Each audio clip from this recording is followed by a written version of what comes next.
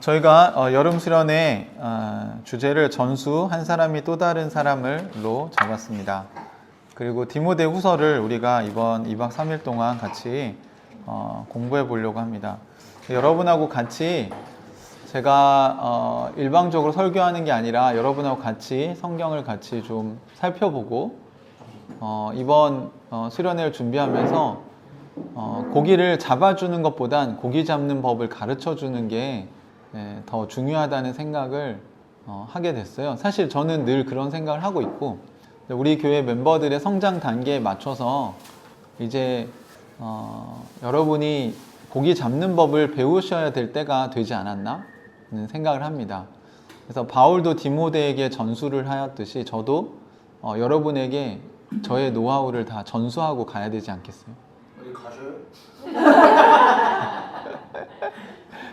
제가 이번 주에 묵상 모임 멤버들하고 나눔을 하다가 15년 있으면 은퇴다 막 이런. 그러니까 65세에서 70세, 물론 저희 교회는 은퇴가 없긴 하지만 한 15년 정도 되면 제가 65세거든요. 네. 지금 제 주변에 65세 형님들이 은퇴하시는 약간 걸 보면서 저도 고민을 해본 것 같아요. 인생을 그렇게 이게 10년, 15년이 훅 가잖아요. 그죠? 체리 지금 요만한데 이제 대학 간다고 네, 그런 날이 곧 온다는 거죠. 15년 지나봤자 체리 몇 살이야? 18살이잖아. 17. 고등학교. 네. 은유 나이 되면 15년 지나는 거예요? 그러니까 이게 생각보다 여러분 우리가 시간이 이렇게 어떻게 보면 또 많지는 않을 수도 있습니다. 그러니까 우리가 일상에 치여서 치열하게 살고 있지만 또 여러분도 곧 50 되시고요. 늘 우리가 이런 얘기 했잖아요. 한국 교회에 존경할 만한 어른들 또 그런 큰 어른들이 없어서 아쉬워하는데 결국 시간이 지나면 여러분 비판했던 우리가 어른이 됩니다. 그러니까 하늘 가족의 여러분이 어른이 되는 날이 이제 곧 와요. 그래서 잘 늙어가는 게 필요한데 여러분 그게 하루아침에 되는 게 아니라는 거를 생각을 하시면 좋을 것 같아요. 이번에도 몇몇 형제들하고 나눔하면서 그러더라고요. 제가 성경을 그러니까 연구하고 가르친 내용을 이제 책으로 쓰셔야 되지 않겠냐, 남겨야 되지 않겠냐, 뭐 이런 얘기를 했는데 이게 저한테 목사님 성경을 이렇게 볼 수 있고 연구할 수 있는 게 어떻게 해서 이렇게 가능한 건가 라고 저한테 물으시면 제가 성경을 묵상하고 연구하기 시작한 게 대학교 2학년 때부터였으니까요. 94년도부터 지금 2024년이죠. 30년 됐더라고요. 그러니까 성경을 묵상하고 연구하는 것도 여러분 그냥 갑자기 필 받아서 되는 게 아닙니다. 그러니까 30년 정도 하면 저처럼 하실 수 있어요. 그런데 또 하나 문제가 있죠. 그러니까 오랫동안 했다고 되는 건 아니라는 거예요. 그러면 오랫동안 어떻게 하느냐가 되게 중요하죠. 그러니까 저는 여러분한테 어떻게를 가르쳐 주고 싶은 거예요. 그러니까 여러분도 큐티라는 걸 배운 시절이 있으실 거예요. 그죠? 그럼 그 큐티를 배운 시점부터 지금까지 얼마 정도 시간이 흐르셨어요? 언제 배우셨어요, 큐티? 안 배우셨어요? 딱히 시점이 잘 생각 안 나세요? 처음 배우신 때가 있으실 거 아니에요? 네, 그 무렵에 중학교 때 큐티 많이 가르쳐 줬고, 제대로 여러분이 큐티를 그거를 하기 시작한 건, 네, 대학생 때. 그러면 지금 몇 년 정도 시간이 흐르셨어요, 각자? 3년밖에 안 됐어요. 아니, 얼굴은 그런데, 정신 연령은 그런데 보통 지금 다 10년 넘으셨죠. 그러니까 제가 늘 예를 들었잖아요. 그러니까 배드민턴이나 운동이나 구력이 10년 정도 되면 못 칠 수가 없거든요. 아무리 운동신경이 없는 사람도 진짜 한 10년 정도 치면 안 배운 사람하고 게임이 안 돼요. 그런데 제가 이상한 거는 왜 신앙생활은 10년, 구력 10년인데 20년인데 막 심지어 모태신앙인데 그럼 뭐야, 태어날 때부터 배웠다는 거 아니에요? 근데 왜 앉느냐는 거죠, 이게. 그러니까 결국은 방법론의 문제도 있다. 그러니까 자세가 잘못되면 그 잘못된 자세로 계속해서 하는 게 여러분한테 별로 도움이 안 되고 오히려 자세가 틀어지면 몸이 망가질 수도 있습니다. 그러니까 열심히 할수록 망가지는 거예요. 그러니까 열심히 할수록 마음이 풍성해지는 게 아니라 마음이 망가져요. 그러니까 열심히 할수록 생각이 망가져요. 그거는 성경에서도 많이 찾아볼 수 있는데 오늘 우리가 이제 디모데후서를 같이 공부하면서 여러분이 성경을 보는 이제 눈을 여러분들이 키워 가셨으면 좋겠다는 생각이 듭니다. 사실 이거 녹음을 하면서도 이번 녹음은 큰 의미가 있을까 싶긴 해요. 왜냐하면 여러분한테 실습을 많이 시킬 거기 때문에 여러분 여러분 성장하기 위해서 자기가 내면이 성장하기 위해서 세 가지를 해야 된대요. 첫 번째는 자기를 성찰할 줄 알아야 되거든요. 네, 그 자기 성찰하는 거를 그 다음에 두 번째는 성찰 다음에 나눌 줄 알아야 돼요, 여러분. 그러니까 그 성찰을 혼자만 해서는 올바른 성찰이 안 됩니다, 사실. 그리고 옆에 있는 사람들과 나누다 보면 그 성찰 중에 중요한 성찰과 잘못된 성찰을 구분해낼 수 있어요. 그 다음에 마지막 세 번째가 중요한데요. 반복입니다. 네, 이게 한 번만 하고 나 됐어? 이런 사람이 있어요? 어떠세요? 안 되시죠? 그러니까 성찰과 나눔을 하면 이 작업이 계속 앞으로 반복되셔야 돼요. 그러니까 오늘 말씀 묵상도 마찬가지인데 여러분이 성경을 올바른 관점에서 보는 게 중요하고 그 다음에 성경을 통해서 여러분이 깨달은 거를 옆에 있는 사람과 나누셔야 돼요. 나누면 여러분도 유익하고 여러분이 잘못 본 거는 균형을 잡을 수 있고 그 다음에 여러분이 잘 깨달은 거는 옆 사람을 풍성하게 만들어 줄 수 있습니다.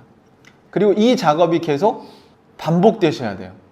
여러분 이 반복이라고 하는 게 되게 지루하고 힘든 사람도 있을 거예요. 저도 약간 그렇거든요. 저도 새로운 걸 되게 좋아하는 사람인데 인생을 살아보니까요. 좋은 습관은 좋은 성품을 만드는 게 맞아요. 그러니까 좋은 거는 반복해야 됩니다. 제가 배드민턴 치러 가면 맨날 똑같은 거 시켜요. 처음에. 근데 그게 그렇게 지금 제가 몇 개월 했잖아요. 몇 개월 했는데도 실제 게임에 들어가면 나와요, 안 나와요? 아직도 안 나와요.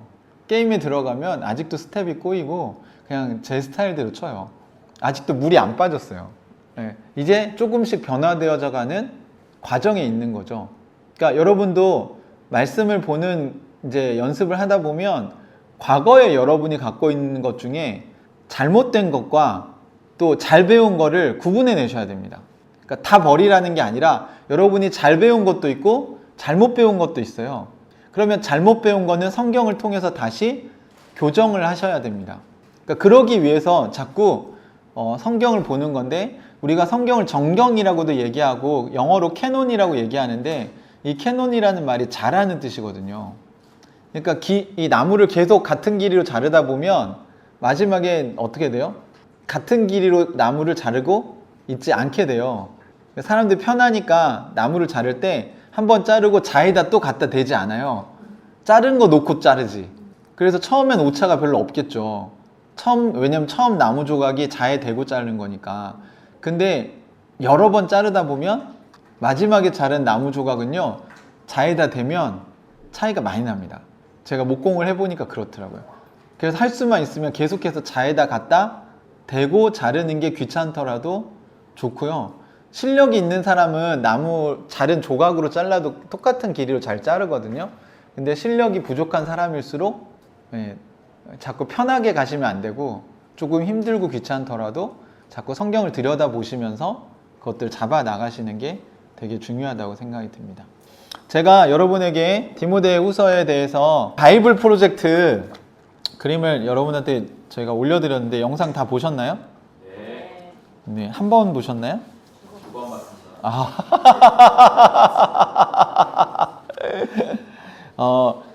제가 최근에 보는 성경 영상 중에 제일 괜찮은 것 같아요.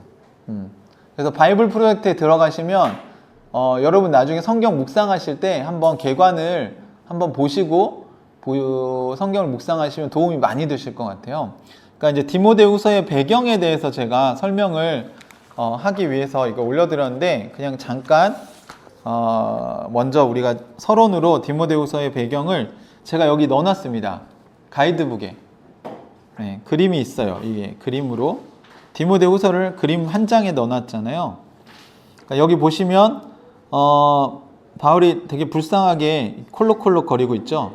예, 그래서 디모데한테 지금 편지를 쓰고 있는데 이제 이번에는 내가 살아나기 어려울 것 같다. 그리고 겨울인데 지금 옷이 없어서 되게 춥고 처량한 상황이죠. 그 다음에 에베소서에서 지금 목회를 하고 있는 디모데에게 바울이 편지를 이렇게 쓴 겁니다. 그러면서 디모데후서에 이게 3단계로 구성이 되어 있는데 첫 번째는 디모데의 소명을 받아들여라. 디모데가 어떤 사람인지에 대한 얘기를 하고, 두 번째는 거짓 교사들에 대한 문제와 성경에 대한 이야기를 하고, 세 번째는 마지막으로 이제 죽음이 가까이 왔으니 겨울이 되기 전에 뭐 이런 것들을 좀 갖다 달라고 하면서 마지막 부탁을 하면서 결론을 내립니다.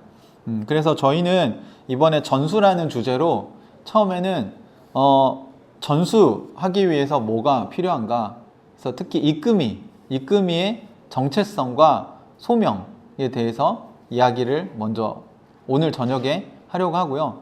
두 번째는 그 이끄미로서 살아가는데 장애물이 있다는 거죠. 우리가 여러분이 전수하려고 할 때 전수하는데 장애물이 있는데 그게 뭐냐면 거짓된 교훈이에요. 또는 왜곡된 생각. 반대로 여기서는 그 다음에 전수를 우리가 해야 될 게 뭐냐? 그러면 이제 건전한 교훈이라는 표현을 성경에서 썼습니다.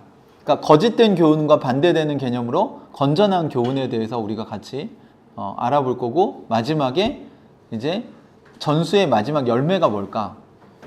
그러면 전수의 마지막 열매가 의의 면류관이다. 마지막에 바울이 그 의의 면류관에 대한 이야기를 하는 게 이 디모데후서입니다.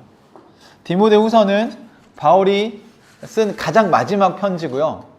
바울이 죽기 직전에 쓴 편지로 알려져 있습니다. 실제로 바울은 이 감옥에서 나중에 이제 형장의 이슬로 사라져 가는 거죠. 그러니까 죽기 전에 바울은 어떤 거를 자기가 사랑하는 따름인 디모데에게 전수하고 갔는가를 우리가 좀 살펴보려고 합니다.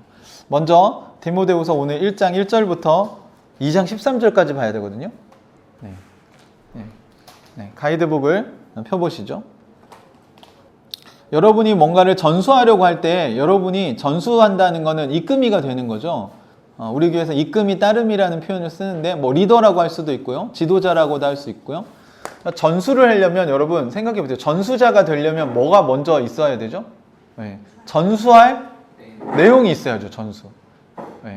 근데 전수자가 실력이 없고 전수할 내용이 없으면 전수할 게 없죠. 그죠? 여러분이 전수자가 되려면 뭐가 준비되어져야 하는가를 오늘 바울이 디모데에게 이야기를 하고 있는 장면입니다. 먼저 디모데후서 1장 1절부터 2장 13절까지 저랑 같이 교독하도록 하겠습니다. 좀 편지라고 생각하시면서 좀 읽어보시면 좋을 것 같아요. 하나님의 뜻으로 그리스도 예수 안에 있는 생명의 약속을 따라 그리스도 예수의 사도가 된 나 바울이 사랑하는 아들 디모데에게 이 편지를 씁니다. 하나님 아버지와 우리 주 그리스도 예수께서 내게 주시는 은혜와 자비와 평화가 그대에게 있기를 빕니다. 나는 밤낮으로 기도를 할 때 끊임없이 그대를 기억하면서 하나님께 감사를 드립니다. 나는 조상들을 본받아 깨끗한 양심으로 하나님을 섬깁니다. 나는 그대의 눈물을 기억하면서 그대를 보기를 원합니다. 그대를 만남으로 나는 기쁨이 충만해지고 싶습니다. 나는 그대 속에 있는 거짓 없는 믿음을 기억합니다. 그 믿음은 먼저 그대의 외할머니 로이스와 어머니 유니게 속에 깃들여 있었는데 그것이 그대 속에도 깃들여 있음을 나는 확신합니다. 이런 이유로 나는 그대를 일깨워서 그대가 나의 안수로 말미암아 그대 속에 간직하고 있는 하나님의 은사에 다시 불을 붙이게 하려고 합니다. 하나님께서는 우리에게 비겁함의 영을 주신 것이 아니라 능력과 사랑과 절제의 영을 주셨습니다. 그러므로 그대는 우리 주님에 대하여 증언하는 일이나 주님을 위하여 같이 몸이 된 나를 부러워하지 말고 하나님의 능력을 믿어 복음을 위하여 고난을 함께 겪으십시오. 9절 하나님께서 우리를 구원해 주시고 거룩한 부르심으로 불러주셨습니다. 그것은 우리의 행실을 따라 하신 것이 아니요 하나님의 계획과 은혜를 따라 하신 것입니다. 이 은혜는 영원 전에 그리스도 예수 안에서 우리에게 주신 것인데 이제는 우리 구주 그리스도 예수께서 나타나심으로 환히 드러났습니다. 그리스도께서는 죽음을 패하시고 복음으로 생명과 썩지 않음을 환히 보이셨습니다. 나는 이 복음을 전하는 선포자와 사도와 교사로 임명을 받았습니다. 그럼 나는 이런 고난을 당하면서도 부끄러워하지 않습니다. 나는 내가 믿어온 분을 잘 알고 있고 또 내가 맡은 것을 그분이 그날까지 지켜주실 수 있음을 확신합니다. 그대는 그리스도 예수 안에 있는 믿음과 사랑으로 나에게서 들은 건전한 말씀을 본보기로 삼고 우리 안에 살고 계시는 성령으로 말미암아 그 같은 바 선한 것을 지키십시오. 그대도 알다시피 아시아에 있는 사람이 모두 나를 버렸습니다. 그들 가운데는 부겔로와 허모게네가 들어 있습니다. 주님께서 오네시모를 집에 자리를 베풀어 주시기를 빕니다. 그는 여러 번 나에게 용기를 북돋아 주었고 내가 그 것을 내인 것을 부끄러워하지 않았고 로마에 와서는 더욱 열심으로 나를 찾아 만나 주었습니다. 그날에 주님께서 우리의 자리를 내주시기를 바랍니다. 그대는 내가 에베소에서 얼마나 많이 봉사했는가를 잘 알고 있습니다. 2장 1절 그러므로 내 아들이여 그리스도 예수 안에 있는 은혜로 굳세어 주십시오. 그대가 많은 증인을 통하여 나에게서 들은 것을 믿음직한 사람들에게 전수하십시오. 그리하면 그들이 다른 사람들을 또한 가르칠 수 있을 것입니다. 그대는 그리스도 예수의 훌륭한 군사답게 고난을 함께 달게 받으십시오. 누구든지 군의 복무를 하는 사람은 자기를 군사로 모집한 상관을 기쁘게 여겨야 합니다. 그러므로 그는 살림살이에 얽매여서는 안 됩니다. 운동 경기를 하는 사람은 규칙대로 하지 않으면 월계관을 얻을 수 없습니다. 수고하는 운동과 선수를 먼저 받는 것이 마땅합니다. 내가 하는 말을 생각하여 보십시오. 주님께서는 모든 것을 깨닫는 능력을 그대에게 주실 것입니다. 내가 전하는 복음대로 다윗의 자손으로 하시고 죽은 사람 가운데서 살아나신 예수 그리스도를 회개하게 하시옵시오. 나는 이 복음 때문에 고난을 당하며 죄수처럼 매어 있으나 하나님의 말씀은 매어 있지 않습니다. 그러므로 나는 하나님께서 택하여 주신 사람들을 위하여 모든 것을 참고 있습니다. 이것은 그들도 또한 그리스도 예수 안에 있는 구원을 영원한 영광과 함께 얻게 하려는 것입니다. 이 말씀은 믿을만 합니다. 우리가 주님과 함께 죽었으면 우리도 또한 그분과 함께 살 것이요. 우리가 참고 견디면 우리도 또한 그분과 함께 다스릴 것이요. 우리가 그분을 부인하면 그분도 또한 우리를 부인하실 것입니다. 같이 읽겠습니다. 우리는 신실하지 못하더라도 그분은 언제나 신실하십니다. 그분은 자기를 부인할 수 없으시기 때문입니다. 아멘. 네. 읽으시면서 은혜를 많이 받으셨나요? 네, 읽기에 바쁘셨죠. 사실 지금 여기 제가 연구를 하면서 다 띄워놨어요. 띄워놓고 내용을 하나씩 여러분 이해하기 쉽게 만들려고 애를 썼는데 그걸 하나씩 저희가 좀 살펴보도록 하겠습니다. 먼저 1장 1절부터 5절까지만 같이 좀 보겠습니다. 1장 1절부터 5절까지 한번 눈으로 다시 한번 읽어보시면 좋을 것 같아요. 읽으시면서 여기 무슨 내용이 있는지 한번 여러분 나름대로 한번 파악해 보시고 중요하다고 생각되는 단어나 그런 반복되는 이야기들이 있으면 한번 체크해 보시면 좋을 것 같아요. 같이 잠깐 각자 읽는 시간 드리겠습니다.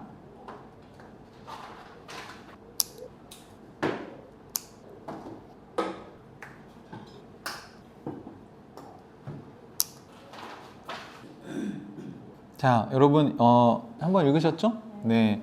그러면 보시면 자 1절 하나님의 뜻으로 그리스도 예수 안에 있는 생명의 약속을 따라 그리스도 예수의 사도가 된 나 바울이, 뭐 이렇게 길게 얘기했지만 나 바울이, 그죠? from 바울이고, 그 다음에 사랑하는 아들 디모데에게, to 디모데에게 편지를 쓰는 거죠. 그러니까 누가?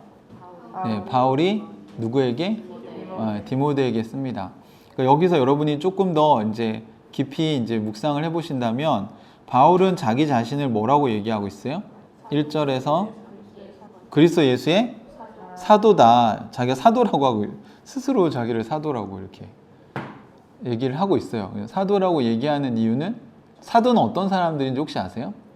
12사도 하면 여러분 누구를 얘기하는 거죠? 예수님과 직접 예수님의 제자였던 사람들이죠. 그럼 바울은 아닌데 왜 사도라고요? 네, 만났죠.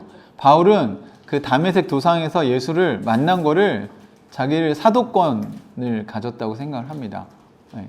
근데 사실 이런 걸 구분하는 게 사실 기독교 1세기 교회 안에서 그게 중요한 건 아니었는데, 사실 후대 사람들이 그런 걸 중요하게 생각을 하는 거죠. 뭔가 12명의 제자는 특별하다. 네. 근데 실제로 가룟 유다는 배신을 했고, 그 나머지 한 자리를 누가 차지할 거냐. 사실은 제비뽑기를 해서 한 명을 뽑았어요. 그래서 바울은 아니죠. 네. 그런데 바울은 자기를 사도라고 이야기를 하고, 그래서 사람들은 이 바울의 사도권에 대해서도 약간 의심을 하거나 이건 문제가 되기도 있었어요. 그런데 여기 보면 자기는 왜 사도가 되었다고 얘기하죠? 하나님의 뜻으로. 첫 번째 하나님의 뜻으로, 그 다음에 그리스도 예수 안에 있는 생명의 약속을 따라 사도가 되었다고 얘기합니다. 그러니까 사도가 되는 게 중요한 게 두 가지를 성경에서 얘기하고, 하나는 뭐예요? 하나님의 뜻이어야 된다는 거죠. 네. 여러분은 그리스도의 제자인가요? 우리 사도는 아니지만 여러분이 그리스도의 제자라면, 전수자가 되려면 먼저 뭐가 있어야 돼요? 네. 여러분이 한 게 아니라 하나님이 여러분을 부르셨다고 믿으세요? 네. 여러분 하나님의 뜻으로 지금 말미암아 여기 와 계신 거예요. 제가 가끔 수련회 이제 주강사로 설교하러 가면 첫날 첫 시간에 이런 얘기를 해요. 여러분 여기 왜 오셨나요? 수련회? 네, 왜 오셨어요? 은혜 받으러. 네, 그죠. 대부분의 대답 은혜 받으러. 또 가야 하니까. 네, 빠지면 목사님이 숫자가 너무 적어서 슬퍼하실까 봐. 네, 알아요. 여러분 수련회 참석하는 게 쉬운 일이 아니라는 거 알아요. 그런데 여러분 그리스도인은요, 모든 삶의 선택과 행동을 할 때 가장 먼저 고려해야 될 게 뭐라고 생각하세요? 네, 정답. 네. 그래서 사실은 여러분이 수련회를 오기 전에 기도하셨어야죠. 그러니까 제가 가자고 해서 가는 게 아니고, 교회 일정이라서 가는 게 아니라, 그러니까 수련회를 참석하는 동기는 하나님의 뜻으로 여러분이 여기에 와 계셔야 된다는 겁니다. 그러니까 크리스천들이 이게 가장 기본인데, 바울은 자기가 스스로 사도가 됐다고 얘기하는 게 아니에요. 보니까 신앙생활 하다 보니까, 아, 하나님이 나를 이방인을 위한 사도로 부르셨구나. 그걸 누가 얘기했겠어요? 자기 스스로, 야, 난 이방인을 위한 사도야. 그렇게 생각했을까요? 그래서 자기를 사도라고 얘기하는 게 아니에요. 그건 거짓 사도들이죠. 그러니까 오늘날의 그런 카리스마틱한 설교자들이 마치 자기들은 성령이 세우신 사람이다, 하나님의 뜻으로 세워졌다, 이렇게 얘기하는데, 본인이 그건 생각하는 거고 진짜로 하나님께서 세우셨는가, 이건 되게 중요한 문제죠. 그건 여러분, 그 남은 우리가 확인할 수 없어요, 사실. 근데 여러분 자신은 왜 그리스도인 되셨어요? 누구의 뜻으로? 이게 되게 중요한데, 이게 여러분 왜 중요하냐면요, 자 보세요. 여러분이 그 회사의 회장님이 여러분한테 어떤 일을 시켰어요. 저기 가서 이 물건을 좀 찾아와라. 그러면 여러분이 가가지고 그 물건을 찾으러 갈 때 누구의 뜻으로?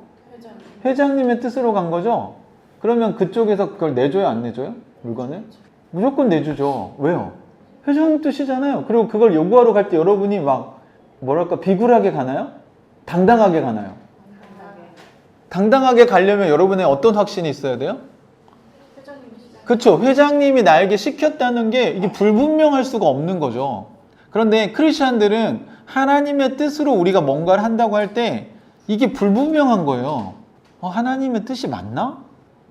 여러분, 이거부터 전수자가 되시려면 이거부터 확실하게 하셔야 됩니다. 이끔이의 정체성, 전수자가 되려면 우리가 하나님 나라 복음을 전수할 건데, 그럼 하나님 나라 복음을 여러분에게 하나님이 맡기신 게 확실한가?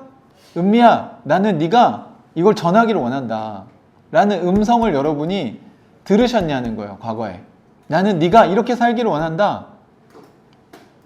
첫 번째로 하나님의 뜻을 따라서 여러분이 살고 계신가 하는 거죠.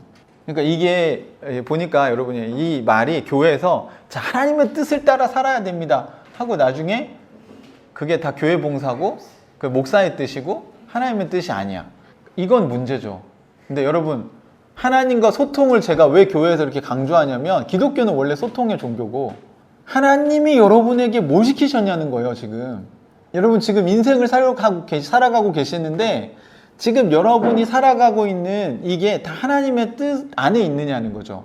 교사로서 사는 게 하나님의 뜻으로 하는 거냐는 거예요. 또 여러분이 직장 생활하는 게 하나님의 뜻으로 하는 거냐는 거죠. 여러분이 주부의 삶을 사는데 지금은 내가 이 주부의 삶을 사는 게 하나님의 뜻을 따라서 하느냐는 거냐, 아니면 육신의 아버지가 시켜서 하는 거냐. 겉으로 보기에는 회장님이 시키는 것 같지만, 여러분이 떠밀려서 사는 것 같지만, 여러분 크리스찬이야말로 저는 떠밀려 살지 않는 사람들이라고 생각해요. 주체성을 가지고 여러분이 하고 있는 이 일들이 하나님의 뜻 안에 있는 거냐. 만약 하나님 뜻 안에 없는 거라면 하나님의 뜻은 뭔가 찾아가야 하고, 만약 하나님 뜻이 맞으면 거기서 일이 잘 안 풀리고 힘들어도 여러분 거기서 인내하고 버티셔야 되는 거고요. 아무리 일이 잘 풀려도 하나님의 뜻이 아니면 거기를 떠나셔야 됩니다. 그러니 하나님의 뜻을 분별하는 능력이야말로 크리스찬으로서 전수자가 되는 필수 조건이고 없어서는 안 될 가장 중요한 기본 자세죠. 바울이 그냥 인사말로 대충 하는 게 아니라요, 자기가 사도라고 주장하는 근거는 하나님이 자기에게 너는 이방인을 위한 택한 나의 그릇이다, 이방인의 사도로 나는 너를 불렀다, 우리 사도행전에 이미 있는 말씀을 통해서 바울은 그거를 인생의 목표로 삼은 거죠. 그래서 자기는 하나님의 뜻, 즉 다시 말하면 하나님께서 본인에게 주신 말씀을 근거로 이 얘기를 하는 거고요. 그 두 번째가 그거죠. 약속의, 그리스도 예수 안에 있는 생명의 약속을 따라. 여러분, 그리스도 예수 안에 있는 생명의 약속이 뭡니까? 이게 뭘까요? 어려운 말 같지만 여러분이 다 아는 거죠. 그리스도 예수 안에 있는 생명이 뭡니까? 그죠? 그 구원을 예수님 어떤 약속을 하셨나요?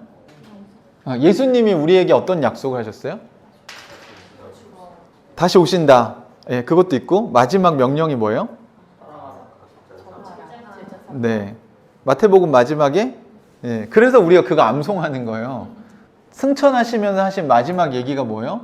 너희는 가서 모든 족속으로 제자를 삼아 아버지와 아들과 성령의 이름으로 세례를 주고 내가 너에게 분부한 모든 것을 가르쳐 지키게 하라 고 명령하시고, 내가 세상 끝날까지 너희와 항상 함께 있으리라고 약속을 하셨잖아요. 그러니까 여러분이 암송하고 있는 말씀을 여러분이 좀 믿으셔야 돼요. 되게 중요한 말씀이란 말이죠. 그러니까 그러면 여러분도 그 약속을 받으셨나요? 그래서 예수 안에서 그 약속을 여러분이 받으셨나요? 받으셨어요? 그러면 여러분도 그 약속을 따라 여러분도 다 뭐가 된 거예요? 예, 예수님의 가르침을 지켜 행할 수 있도록 제자를 삼아야 될 사람들이죠. 그러니까 제자 삼다가 거기 본동사라고 제가 말씀드렸죠. 나머지는 다 분사 형태로 되어 있습니다. 그러니까 너희는 제자를 삼아라. 내가 너희와 항상 함께 있을 거야. 그러니까 여러분도 제자를 삼을 수 있다는 겁니다. 그러니까 여러분의 힘으로 하는 게 아니라 누가 여러분과 함께 있겠다고 약속하셨기 때문에. 그리고 예수님이, 그리고 나를 믿는 자마다 멸망치 않고 영생을 얻게 하신다고 약속을 하셨죠. 그게 아까 말한 구원의 생명의 약속이죠. 여러분, 이런 약속에 따라서 바울은 자기의 삶을 거기에 드리고 있는 겁니다. 그러니까 여러분이 집에서 설거지를 할 때에도 이 설거지의 섬김, 가족들을 위한 섬김이 뭐를 위한 거예요? 네, 하나님 나라를 위한 거예요. 네, 그리고 거기서 제자를 누굴 제자로 삼고 계세요? 집에서. 왜 배우자는 왜 아니야? 네. 서로 사랑해야 될 대상, 제자 삼아야 될 대상이 여러분의 가장 가까운 가족들부터 이제 출발하는 겁니다. 그러니까 여러분이 하는 일들이 그냥 의미 없는 일이 아니라는 거죠. 그러니까 밥하고 설거지하고 이런 거를 굉장히 우리나라 하대하는데 그렇지 않아요. 그러니까 하나님의 뜻으로 그리스도 예수 안에 있는 생명의 약속을 따라 이 두 가지가 자신이 그리스도 예수의 사도가 된 근거라고 얘기하고 있는 거죠. 그러니까 그러면 여러분도 똑같이 내가 예수의 제자라면 나는 하나님의 뜻으로 된 거에 대한 확신이 있으셔야 되고, 또 하나는 여러분 안에도 예수님이 하셨던 생명의 말씀, 그 약속, 그것들을 가지고 계셔야 된다는 거예요. 그러니까 왜 크리스찬으로서 삶이 우리가 빈약할까? 확신이 없을까? 그러면 이 두 가지가 여러분 안에 없기 때문이 아닐까 생각해 볼 수 있습니다. 여러분이 만약에 편지를 쓴다면 여러분 이렇게 쓰실 수 있겠어요? 하나님의 뜻으로, 또 그리스도 예수 안에 있는 생명의 약속을 따라 하나님을 믿고 있는, 또는 구원받은 나는, 나 경민이는 이렇게 얘기할 수 있느냐는 거죠. 나중에 여러분이 이런 편지를 쓸 수 있는 여러분의 따르미들이 생기기를 바랍니다. 그러려면 먼저 여러분 안에 확신이 있으셔야죠. 아니, 자기 고집 말고 나는 이게 또 오해될까봐 자꾸 이렇게 사족을 붙여야 되는 게 안타까워요. 자기 고집으로 하나님 뜻이라고 나는 사도라고 주장하는 사람들이 많다 보니까 그게 아니라 여러분 안에는 좀 이런 확신이 필요합니다. 자꾸 겸손이라는 형태로 여러분 비굴해지시면 안 돼요. 나약해지셔서도 안 되고. 그리고 나서 자신의 따름인 디모데를 뭐라고 부르죠? 사랑하는 아들이라고 부릅니다. 그러니까 그냥 말로만 아들일까요? 바울은 결혼했나요? 네, 안 했으니까 아들이 없죠. 그런데 디모데를 뭐라고 부릅니까? 아들이라고 부릅니다. 자기가 낳은 아들이 아니잖아요. 하지만 공동체 안에서 자기가 복음을 전수했던, 그 복음을 전수받은 디모데를 아들이라고 이야기합니다. 그러니까 이 가족 관계라고 하는 게 교회 안에서 가능하다는 거죠. 1세기 교회는 그랬어요. 제가 사랑하는 아들 현우에게 이렇게 얘기할 수 있는 거죠. 아들은 좀 그렇고 동생 정도. 싫어? 현우 말 들어. 한쪽 말만 듣는. 자, 그렇게 자기소개하는 내용에도 여러분 성경을 보실 때 이렇게 어떤 내용이 있는지를 들여다 보실 수 있다는 겁니다. 그러면 이제 그 뒤에 하나님 아버지 우리 주 그리스도 예수께서 내려주시는 은혜와 자비와 평화가 그대에게 있기를 빕니다 라고 이제 축복하는 메시지를 하고 있죠. 그리고 나서 3절 같이 한번 읽어봅시다. 시작. 나는 밤낮으로 기도를 할 때에 끊임없이 그대를 기억하면서 하나님께 감사를 드립니다. 나는 조상들을 본받아 깨끗한 양심으로 하나님을 섬깁니다. 자, 여기 여러분, 자, 바울을 이끔이라고 생각하고, 디모데를 따름이라고 생각하면, 바울은 이끔이로서 따름이에게 어떤 걸 우리가 좀 배울 수 있나요? 바울이 하고 있는 것 중에 3절에서. 네. 사실 이게 같은 말이겠죠. 밤낮으로 기도할 때 끊임없이 그대를 기억하면서, 그러니까 앉으나 서나 따름이 생각을 하고 있는 거죠. 그러면서 그 결과물이 뭐예요? 하나님께 감사를 드립니다. 와, 이런 따름이 있으면 되게 좋을 것 같아요. 제가 항상 생각할 때마다 동훈이를 생각하면 정말 밤낮으로 하나님께 감사가 나옵니다. 제가 영화를 계속 생각하면 감사하다 이렇게 돼야 되는데, 따름이를 생각하면 할수록 으이그 언제 사람이 되려나 뭐 완벽한 사람은 없으니까요. 근데 저는 우리 하늘가족 식구들이 변해가는 모습을 보면서 아마 바울이 마음이 이런 게 아니었을까? 그러니까 조금씩 성장해가는, 변해가는 모습을 보면서 그 감사가 이렇게 나왔겠다. 그러니까 지난번 설교 그런 거 있잖아요. 이렇게 10가지 중에 잘한 게 하나 있고 못한 게 9개 있는데 못한 9개를 보면 감사가 나올까요? 그게 아니죠. 잘한 1개를 먼저 생각하니까 그래, 이렇게 하다 보면 다음에는 2개가 되겠지. 자, 그리고 또 시간이 지나면 3개가 되겠지. 이렇게 하나님 안에 있으면 여러분 감사가 나와요. 그런데 사단은 자꾸 뭘 보게 하냐면 거 봐, 안 되잖아. 이게 고작 1개 했잖아. 이게 정말 관점이 사실 현상은 똑같지 않습니까? 10가지 중에 1개 된 건 똑같아요. 그건 누가 봐도 똑같아요, 객관적으로. 하지만 이걸 보고 감사를 하는 사람이 있고 이걸 보고 정죄를 하는 사람이 있다는 거죠. 네, 여러분의 가정에 있는 따르미들을 배우자도 배우자와 자녀들을 볼 때 여러분이 밤낮으로 당신 생각할 때 감사가 나오시기를. 아멘? 아멘? 네, 그리고 4절 같이 한번 읽어볼까요? 시작. 나는 그대의 눈물을 기억하면서 그대를 보기를 원합니다. 그대를 만남으로 나의 기쁨이 충만해지고 있습니다. 네, 4절 보시니까 어떤 걸 우리가 좀 배울 수 있을까요? 따르미한테 쓰는 게 아니라 연애 편지 같죠. 그러니까 사랑하는 아들 디모데라는 말이 그냥 형식적으로 한 얘기가 아니고 진심이라고 하는 게 여기 느껴지시죠? 어떤 표현이 있어요? 4절에 나는 그대의 눈물을 기억하면서 이렇게 얘기합니다. 이게 무슨 말입니까? 그대의 눈물을 기억한다는 게. 나를 바울을 위해서 울어준 눈물도 있을 수 있고 또 그렇죠. 디모데와 이렇게 풍삼기 하면서 디모데가 힘들었던 얘기 하면서 울고 또 디모데가 받았던 상처 때문에 울고 저도 여러분과 풍삼초를 할 때 여러분의 눈물을 기억합니다. 그러니까 디모데도 상처가 없는 사람이 아니에요. 그리고 또 함께 슬퍼하고 함께 울고 그랬던 그 사람이 힘들었던 시절을 기억하는 거죠. 네. 그건 저는 여기가 공감이라고 생각을 해요. 네. 왜 질질 짜고 그래? 이게 아니고 그 눈물을 기억하고 그 다음에 그대를 보고 싶다. 네. 네? 해결됐는지 어쨌든. 네. 네. 네. 그런 뜻도 있고 또 맞아요. 눈물을 봤는데 그게 잘 해결됐나? 네. 또 어떤 의미가 있습니까? 네. 따르미를 보고 싶어 한다. 네. 보고 싶은 따르미가 있으세요? 네. 전수를 하려면 먼저 사랑을 해야 됩니다. 제자를. 그렇죠? 그 다음에는 그대를 만나봄으로 네. 기쁨이 충만해진다. 네. 무슨 뜻이에요? 네. 만나면 좋다고.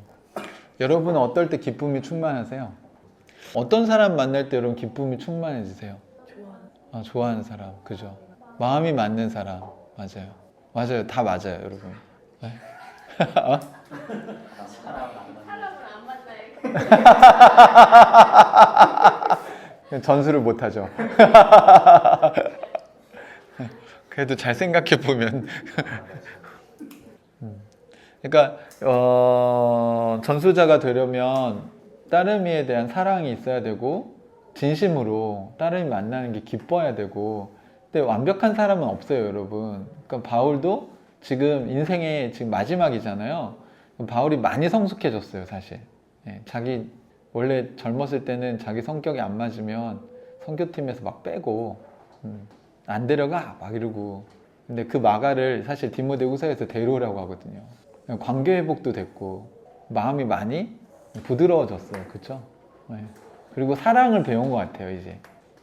디모데를 이렇게 부르는 거 보면 시간이 지나면서 여러분 성장한다는 건요, 사람을 사랑하는 법을 배우는 것 같습니다. 그래서 만나면 기쁨이 충만해진대요.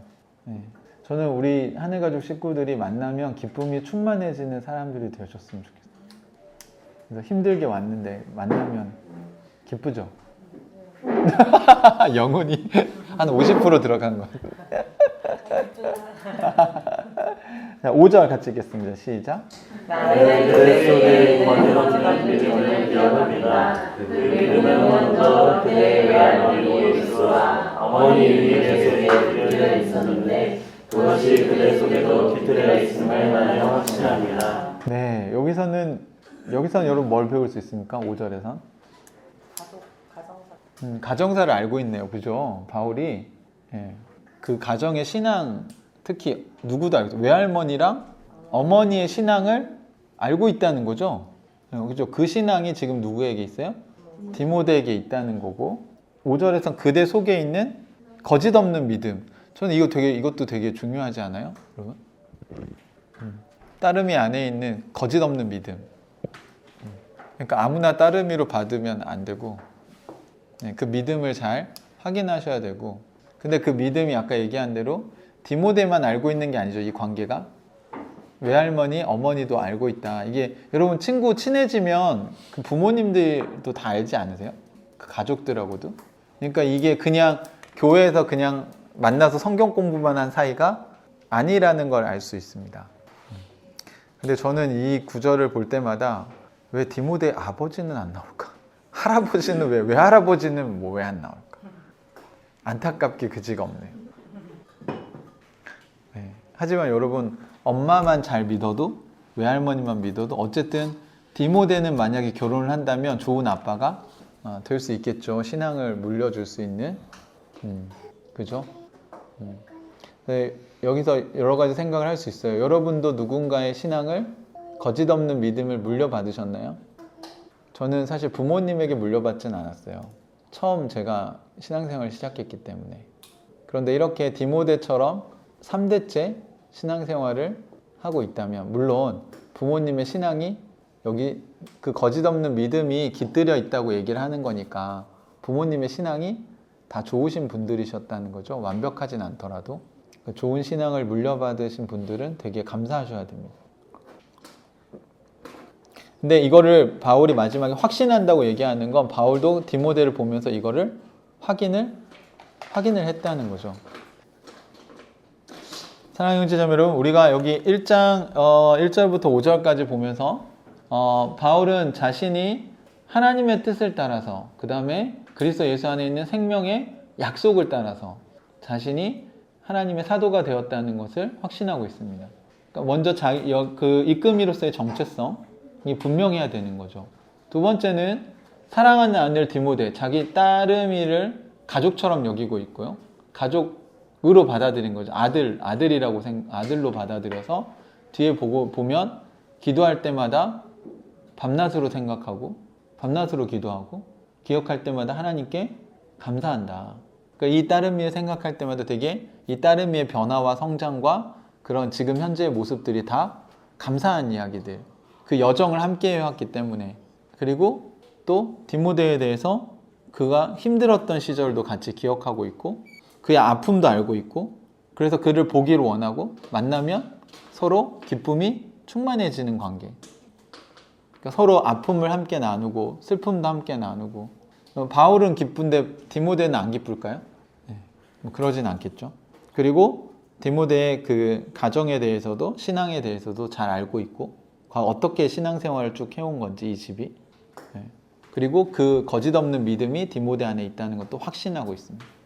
이 바울과 디모데의 관계를 여러분 지금 성경을 쭉 보셨는데, 여기서 하나님께서 여러분에게 주시는 어떤 깨달음 또는 하나님이 이걸 통해서 나에게 지금 이런 게 좀 와닿게 하시는구나 라고 생각하는 게 있으면 지금 한번 책 적어보시면 좋겠어요. 방금 제가 좀 정리해 드렸잖아요. 다시. 네. 이 내용 중에 가장 여러분에게 지금 오늘 좀 와닿는 내용이 있다면 한번 적어보시면 좋겠습니다. 자기 자신에게. 쓰신 분? 네. 끝나시면 손 한 번만 들어주세요. 따르미로서도 좋고 이끄미로서도 좋고 바울의 어떤 이런 모습이 요즘 나에게 필요한 것 같다, 또는 나도 이런 이끄미가 있구나, 따르미가 있구나, 또는 없구나, 나는 외롭구나. 그것도 굉장히 중요한 통찰이죠. 다 쓰셨어요? 네, 쓰고 계시니까 30초만 더 드려요. 여러분 이거 기록하는 것도 성경 연구에서 굉장히 중요한 요소 중에 하나입니다. 제가 기록을 왜 시켰을까요? 네? 아까 제가 말씀드렸죠? 네, 성장하려면 3가지 요소가 필요하다. 성찰, 나눔, 반복. 네. 자, 이러면 여기서부터 이렇게 둘씩 짝을 지으면 부부가 안 걸립니다. 이렇게. 네, 이렇게 둘씩.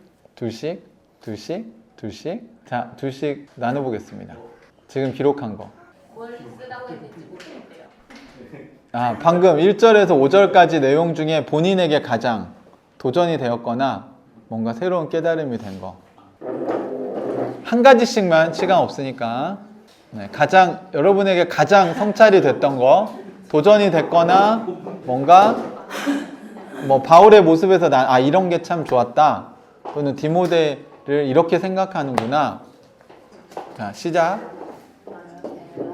자, 이제 나눔을 이제 마치시고, 자, 나눈 내용을 위해서, 자, 서로를 위해서 기도해 주셨으면 좋겠어요.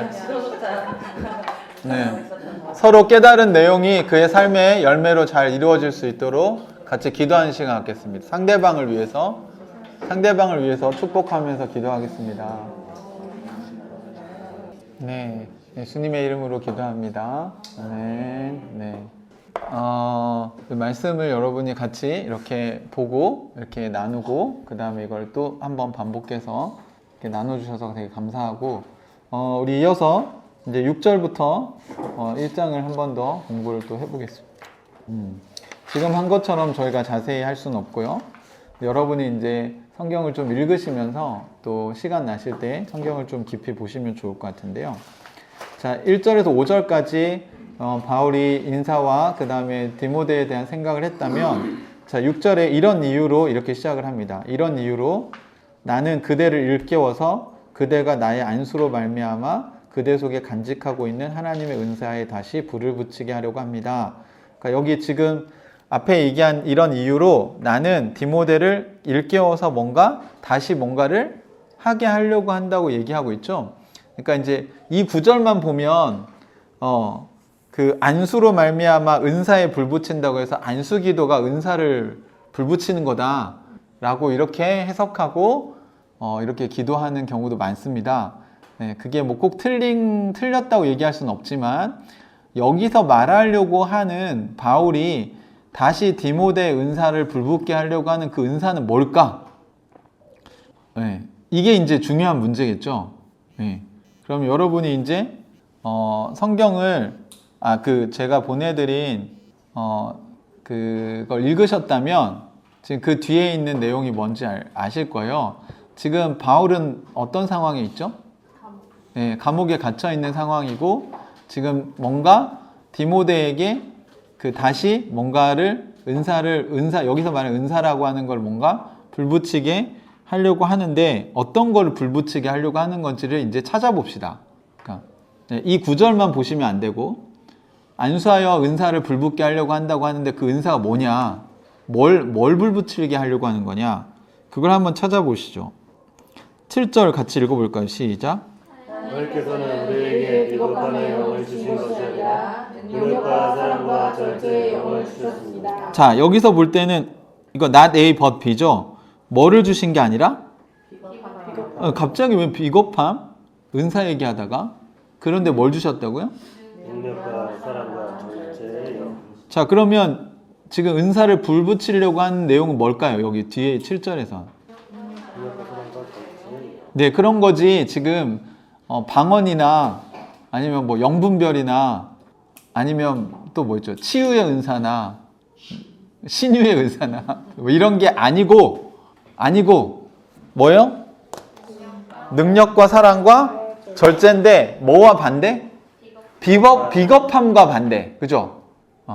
그러니까 지금 여러분 보시면 뭔가 어떤 사람들은 지금 비겁한 영을 따라서 했어. 그러니까 비겁했어. 근데 지금 누구는? 디모데는 비겁해지지 말라는 얘기를 하는 거죠. 그 비겁함의 반대로 그 세 가지를 얘기했습니다. 능력과 사랑과 절제. 이것도 열매에 해당되는 내용이죠. 네. 그죠?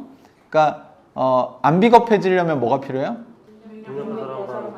네, 사랑과 절제는 아실 것 같고, 여기서 말한 능력은, 여러분 능력이란 단어가 나오면요 이렇게 생각하세요. 파워. 네, 파워는 우리 보통 뭘로 해석하죠? 힘으로 번역하죠. 그죠? 안 비겁해지려면 뭐가 있어야 돼? 힘이 있어야 돼. 마음에 힘이 없으면 비겁해져요. 자, 여러분 보세요. 여기서 이게 성경이 다 연결돼 있어요, 여러분. 그래서 맥락을 같이 보는 게 되게 중요하거든요. 그러면 비겁함이 아니라 능력과 사랑과 절제의 영을 주셨다. 그렇죠? 그 얘기를 하고 싶은 거죠. 은사를 일으키려고 하는 게. 그럼 8절에 같이 읽어봅시다. 시작.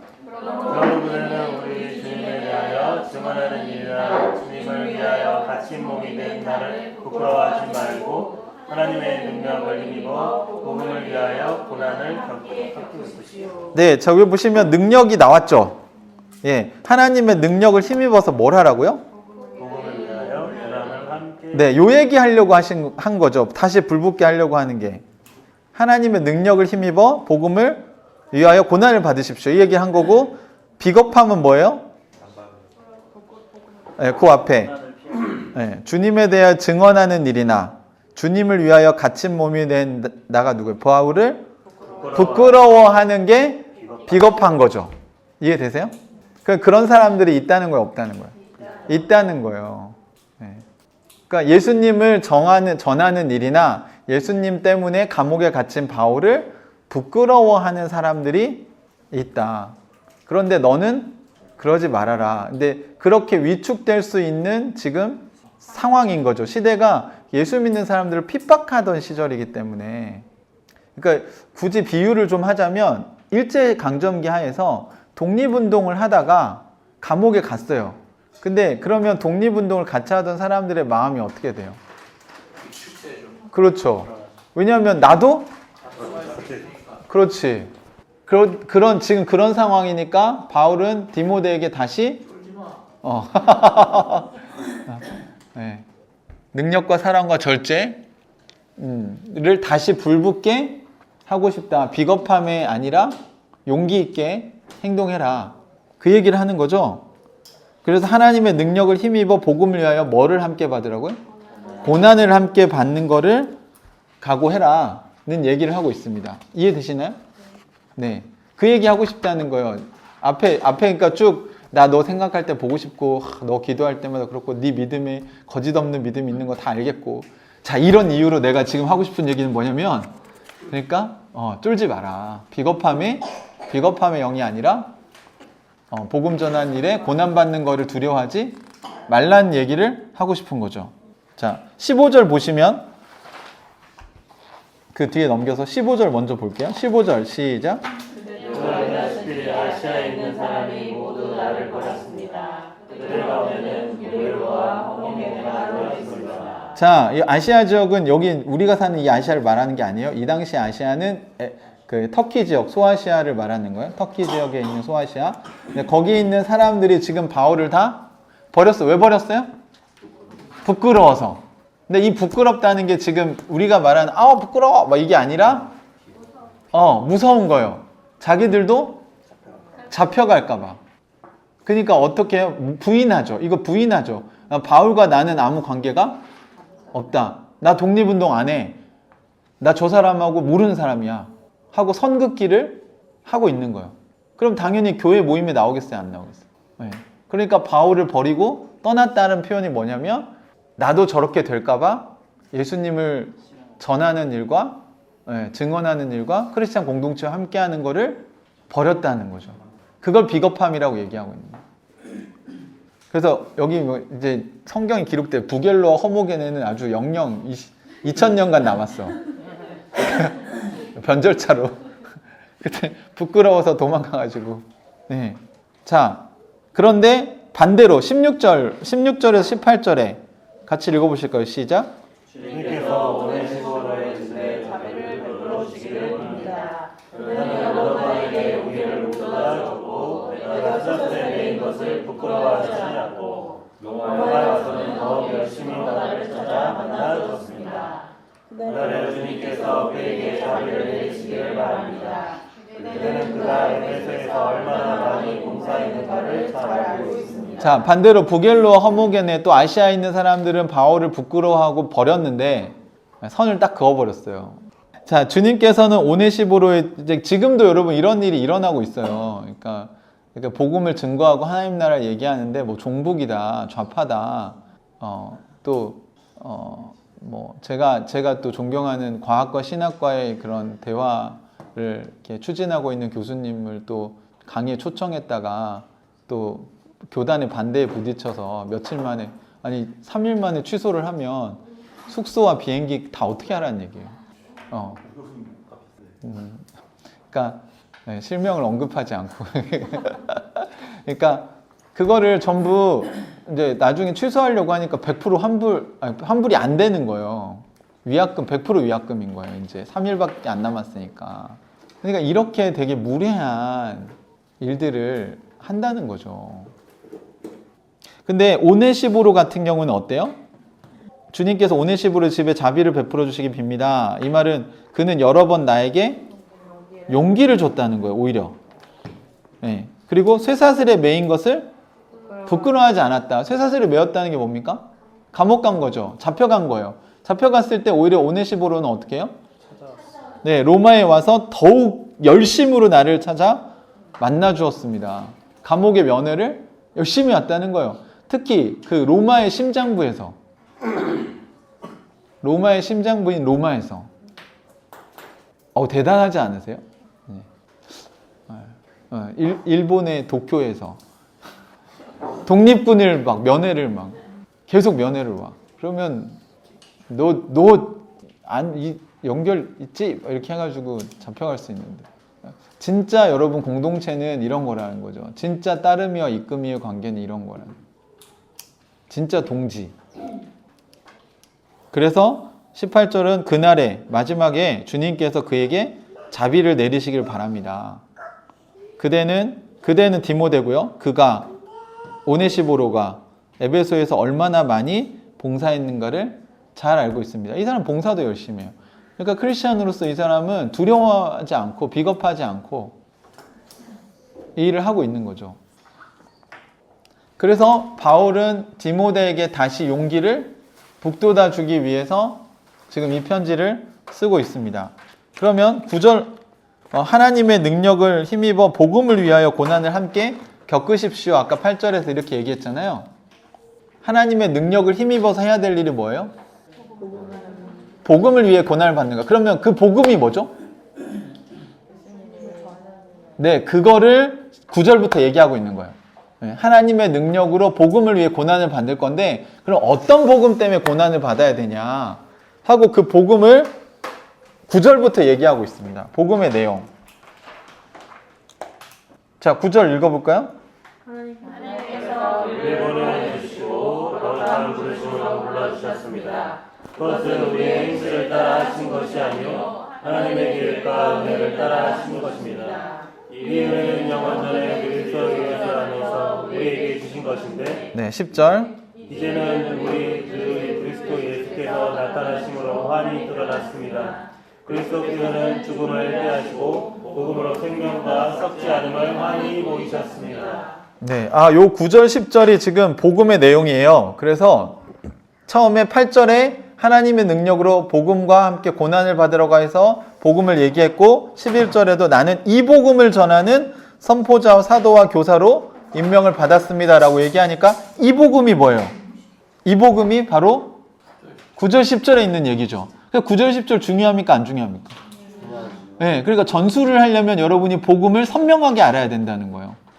바울은 2절로 복음을 요약했어요. 그죠? 그럼 이 내용을 한번 우리가 살펴봅시다. 우리가 전하는 복음과 비슷한 것도 있고 뭔가 좀 다른 것도 있는지. 하나님께서 우리를 구원해 주시고 그 다음 거룩한 부르심으로 불러주셨습니다. 여기도 구원과 부르심에 대한 얘기를 했습니다. 그러니까 앞에 하나님의 뜻으로 자기가 사도됐다는 얘기를 했는데 부르심으로 자기를 불러주셨다고 얘기하고, 그것은 우리의 행실을 따라한 게 아니라 뭘로? 하나님의 계획과 은혜를 따라. 그러니까 여러분 이게 빼먹으면 안 돼요. 하나님의 계획과 은혜를 따라 하신 거다. 이것도 not A 법이죠. 앞에 게 아니고 뒤에 거다. 그러니까 행실을 따라한 게 아니라 이게 행실이라는 게 뭐죠? 뭐와 관련된 행실을 말하는 거예요. 행실이 나빠도 된다는 게 아닙니다. 이게 구원파는 왜 잘못된 거냐면 이렇게 말하니까 아, 우리 행실이 아니야? 그럼 우리 행실이 안 중요한 거네? 그럼 우리는 아무렇게나 살아도 되는 거네? 어차피 하나님의 계획과 은혜로 되는 거니까 이렇게 가면 안 되는 거죠. 여러분이 들어도 지금 이건 아닌 것 같죠? 그죠? 그러니까 사람들이 그러니까 극단적으로 자꾸 가는 거예요. 근데 여기 보시면 행실을 따라 하지 않았다는 그 맥락에서 앞에는 뭘 얘기했어요? 구원과 부르심을 얘기했죠? 부르심은 다른 말로 뭡니까? 영어로 말하면 calling, 불렀다는 거예요. 네, 이렇게 불렀어요. 예슬아 이렇게 불렀어요. 그러니까 들려요, 안 들려요? 들리죠? 그럼 하나님이 여러분을 부르셨다는 거예요. 아까 성실이가 하나님의 뜻으로 내가 여기 와 있구나, 내 인생이. 그러면 하나님이 성실이를 지금 부르셨고, 과거에 지금도 부르고 계시고 앞으로도 부르실 거라는 거죠. 이해되십니까? 그러니까 하늘가족교회를 하는 것도 여러분 마찬가지예요. 하나님이 여러분이 선택해서 온 것 같지만 하나님이 동훈이를 부르셨고 지금도 부르고 계시고 앞으로도 부르실 거죠. 그러면 동훈이의 행실로 지금 된 게 아니라는 생각을 하는 게 중요하다는 거예요. 아, 이게 내가 잘나서 내가 여기까지 왔구나, 이게 아니고 와, 내가 한 것 같지만 하나님이 나를 지금 부르고 계시고 인도에 가고 계시는구나. 여러분 이걸 생각하셔야 돼요. 이게 다른 표현으로 하면 하나님의 뭐와 계획이라는 거예요. 이게 하나님의 계획. 하나님의 계획과 그 다음 또 플러스 은혜를 따라. 왜냐하면 하나님 계획을 세우셔도 우리한테 은혜를 안 주시면 우리가 그 계획을 실천할 수가 없어요, 여러분. 이해되십니까? 무슨 말인지? 그러니까 계획만 세워놓고 은혜는 안 줘. 그러면 누구 힘으로 해야 돼요? 네, 여러분의 힘으로 해야 돼요. 근데 마치 하나님은 계획만 주시는 분 같은 거야. 은혜는 안 주시고. 그러니까 여러분 예배가 왜 중요하냐면요, 은혜의 자리에 나오는 거예요. 그러니까 여러분이 세상에서 하나님의 계획을 따라 사시려면 뭐가 있어야 돼요? 힘이 있어야 돼요. 그 힘을 누가 주세요? 하나님이 여러분이 하나님의 능력으로 살 수 있게 도와주시는데 그걸 은혜, 선물이라고 얘기하는 거죠. 근데 선물을 주려고 준비해 놨는데 선물을 받으러 안 나와요. 제가 풍삼 초청을 한 부부가 있는데 우리 교회 안 다니고 다른 교회 다니는 부부인데 지금은 동탄 쪽으로 이사를 갔거든요. 그래서 제가 그 하나복 비전 캠프 때 용인에 간 김에 전화 통화를 했어요. 생각이 나서. 그래서 이제 우리 교회 이번 주 수련회 한다고 하니까 자기는 수련회 너무 가고 싶다는 거죠. 왜냐하면 그 수련회가 본인에게 은혜의 자리라는 걸 알기 때문에. 여러분이 뭔가 이렇게 잘 음식을 엄마가 맛있는 요리를 막 해놨는데 애들하고 논다고 안 들어와. 그 음식이 다 식어. 막 퍼지고 있어, 맛있는 음식이. 은혜의 자리에 안 나오는 거예요. 그러니까 하나님 되게 속상하시겠죠. 네. 여러분의 영혼이 힘을 얻으시려면 여러분 기도의 자리에 나가셔야 됩니다. 네, 여러분 힘드셔도요, 사실 쉰다고 회복이 되는 게 아니에요. 그러니까 쉼이 필요할 때도 있지만 플러스 하나님의 은혜가 필요합니다, 여러분. 그러니까 이 은혜를 얘기하고 있죠. 그 다음 뭐라고 했어요? 이 은혜는 영원전에 그리스도 예수 안에서 우리에게 주신 것인데 이제는 환히 드러났다는 건 뭔 말입니까? 자, 이 은혜라고 하는 게 지금 복음의 내용이잖아요, 지금. 자, 은혜라고 하는 게 영원전부터 하나님은 그리스도 예수 안에서 우리에게 이미 주셨대요. 주셨는데 그동안은 환히 드러나지 않아서 우리가 이 은혜를, 구약 성경에 기록은 되어 있는데 그 은혜를 우리 걸로 가져오지 못했어요. 환히 드러났다는 건 이제 눈앞에 보이는 거예요. 여러분 보세요. 지금 이 텀블러 보이세요? 자, 환히 드러났죠. 이렇게 있으면 이거예요. 안 보이잖아요. 그죠? 근데 텀블러는 있다고 제가 자꾸 여기 뒤에는 텀블러가 있습니다. 믿으십니까? 네. 이런 상태였는데 이렇게 있어요. 여러분 여기 텀블러가 보이십니까? 네. 그러면 이거는 이제 더 이상 믿음이 필요 없죠. 이거는 확신이죠. 이해되세요? 자, 그래서 예전에는 하나님이 은혜를 주신다 이렇게 해서 믿었는데 이제는 어떻게 돼요? 이제는 지금 바울은 이제는 우리 구주 그리스도 예수께서 나타나심으로 환히 드러나셨다. 그러면 은혜라고 하는 게 누구 때문에 누가 나타나서? 예수님이 나타나니까 그게 환히 드러났대요. 그럼 이 은혜는 뭐예요? 예수 그리스도죠, 사실. 구약의 예수 그리스도는 온다, 예언된 메시아였고 이제 그 메시아가 실제로 나타나심으로 눈에 보이게 된 거죠. 그러니까 쉽게 말하면 하나님이 우리에게 주시는, 하나님은 계획을 갖고 계세요. 구원의 계획을. 근데 그 구원의 계획을 우리에게 계획만 주신 게 아니라 뭐도 주셨어요? 그거를 할 수 있게 은혜도 주셨어요. 근데 그 은혜가 예전에는 뭔지 잘 선명하지 않았어요.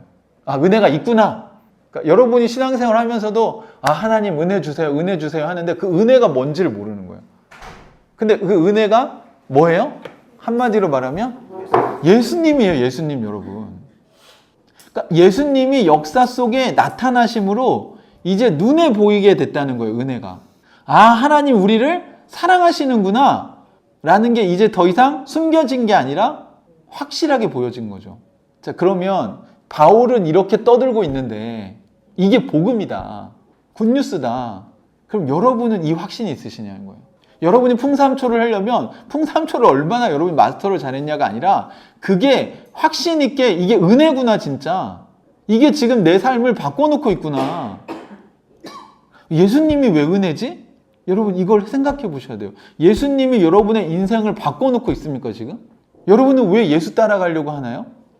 지금 우리 여기 모여가지고 왜 이렇게 힘들게 밤에 이렇게 피곤한데 성경을 이렇게 열심히 공부하나요? 누굴 따라가려고? 네. 그 왜 예수님 왜 따라갑니까? 그분이 하나님이 주신 은혜라고요, 여러분. 은혜. 은혜가 뭡니까? 네. 여러분 이제 일상의 언어로 자 어떨 때 아, 나 은혜를 입었다 이렇게 생각하세요. 와, 은혜다 이거 진짜. 저 그 은혜 갚은 까치 뭐 이런 거 생각나요. 아, 기독교적인 은혜 말고 여러분이 일상에서 아, 나 진짜 이 은혜 받았다. 아, 이게 어떻게 표현해도 참 기독교적으로 다가오네. 그 은혜 갚은 까치를 생각해 보세요. 그렇죠? 그 선비가 그 새끼 까치들을 구렁이로부터 구해줬잖아요. 그죠? 실제적인 거잖아요. 그럼 예수가 여러분을 죽음에서 건져주셨냐고요. 어떤 죽음에서? 네. 영원한 죽음. 예수님 없으면 어떠세요? 여러분 이 삶이 죽을 것 같으세요? 아닐 것 같으세요? 예수님 없어도 잘 살 것 같으세요? 그러니까 여러분 이게 되게 중요한 거예요. 여러분 사람마다 다를 것 같아요. 그러니까 아까 우리 성실이가 얘기한 거, 예수가 없다면 성실의 인생은 그냥 허무와 왜 사나 인생? 의미 없어요. 아니 그거는 진짜 저도 답을 줄 수가 없어요. 누가 저한테 인생이 정말 의미가 있습니까? 이렇게 물어보면 하나님을 빼고 설명하면 답은 없는 것 같아요. 인간을 왜 사랑해야 됩니까? 인간 혐오에서 어떻게 벗어날 수 있나요? 이 세상을 뭔가 변화시키려고 우리가 애를 써야 될 이유가 있나요? 여러분이 그냥 나만 잘 먹고 잘 살면 됐지 그 이상 뭔가 가치 있는 일이라고 하는 거를 생각해 볼 필요가 있나요? 한번 생각해 보세요, 여러분. 의미 있는 인생이라고 하는 게 뭐가 의미 있는 거예요? 남을 위해서 봉사하는 거? 봉사 왜 하는데? 해서 나에게 오는 게 뭔데? 질서 잘 지키면, 그렇죠, 질서 잘 지키면 되지만 경찰이 안 볼 때는 안 걸리면 되는 거 아니에요? 아니, 안 걸리면 되잖아요. 그죠? 아무도 안 보는 곳에서 굳이 내가 정직하게 살 필요가 있나요? 그게 무슨 의미가 있어요? 여러분? 공리주의?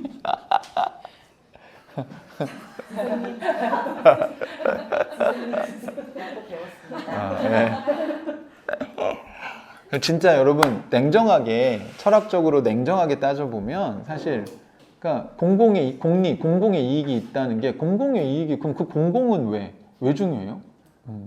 그러니까 결국 나를 위해서 필요한 거다.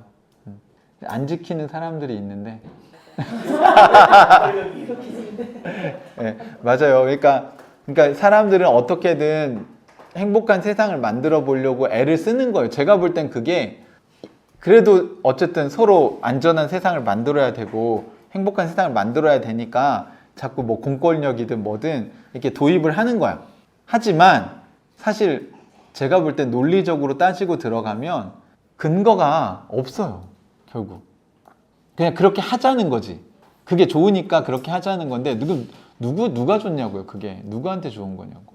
그 공권력이 그러면 보호를 안 해줄 때는 어떻게 해야 돼? 그 또 자경단을 꾸려야 돼. 이게 진짜 꼬리에 꼬리를 무는. 돈 있어야 되잖아. 네, 사병을 길러요 집에서. 네, 그죠? 그러니까 자본주의가 그래서 되게 막강한 거고요. 성경에서도 유일하게 하나님과 경쟁 대상으로 돈과 하나님을 겸하여 섬길 수 없다는 표현을 써요.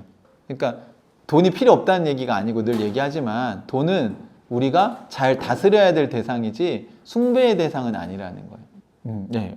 어찌 됐든. 그러니까 자 여기 보면 이 은혜라고 하는 핵심이 예수 그리스도다. 예수 그리스도가 나타나심으로 밝히 드러났다. 계속해서 얘기하죠. 마지막 문장까지 봅시다. 이 복음에 대해서. 자, 마지막 그리스도께서는 시작. 그리스도께서는 죽음을 멸하시고 복음으로 생명과 썩지 않음을 환히 보이셨습니다. 자, 환히 드러났습니다. 환히 보이셨습니다. 보이세요? 네. 그러니까 환히 보이고 환히 드러나게 한 게 뭐예요? 그리스도께서 죽음을 패하시고 복음으로 생명과 썩지 않음을 환히 보이셨다. 그러면 이제 복음으로 빼고 생명과 썩지 않음을 환히 보이셨다. 이게 복음이라는 얘기인데 썩지 않음이 뭡니까? 부활이죠. 부활. 그러니까 바울은 예수님이 죽었다가 다시 부활하신 것이 죽음을 패하신 거라고 얘기합니다. 그러니까 사람들은 죽으면 끝! 이렇게 살아왔어요. 그죠?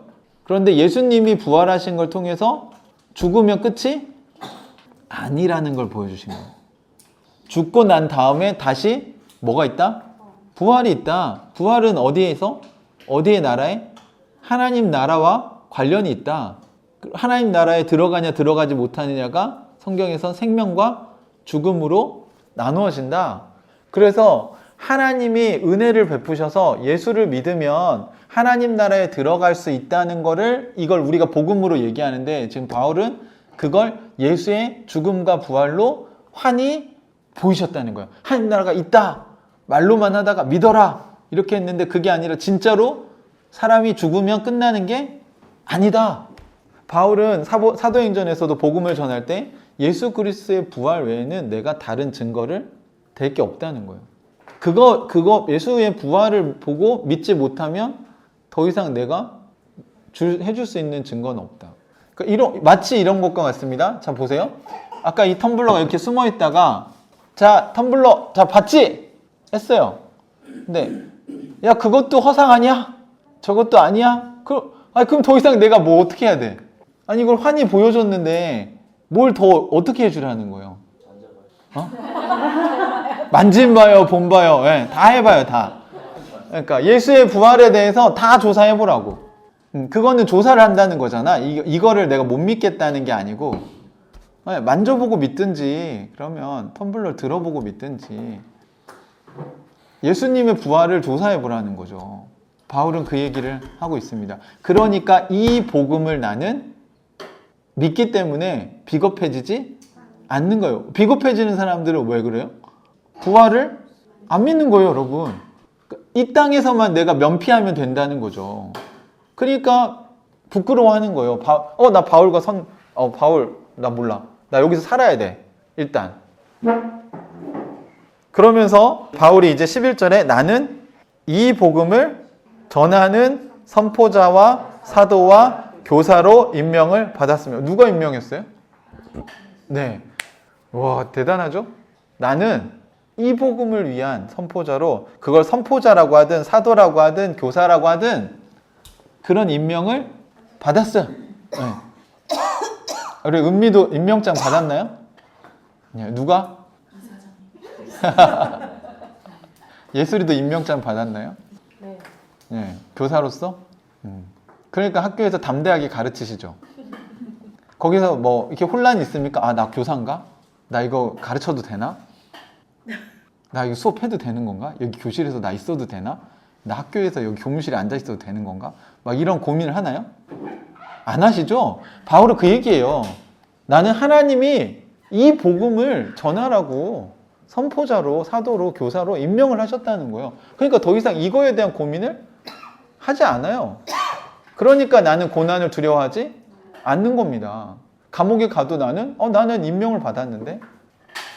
그래서 12절이 그 얘기예요. 읽어보실래요? 시작. 그러므로 나는 고난을 당하면서도 부끄러워하지 않습니다. 나는 내가 믿어온 분을 잘 알고 있고 또 내가 맡은 것을 그분이 그날까지 지켜주실 수 있음을 확신합니다. 자, 이런 고난이 뭡니까? 감옥에 갇힌 거, 그죠? 예수님 전하다가 나 이 복음을 전하라고 임명받아서 나 이거 했는데 감옥에 갇혔어. 근데 이걸 당하면서 나는 부끄러워하지? 당연히 부끄러워하지 않죠. 근데 그 이유가 뭐예요? 나는 내가 믿어온 분을 잘 알고 있는데 내가 맡은 것, 이 복음 전하는 거를 그분이 어떻게 한다고요?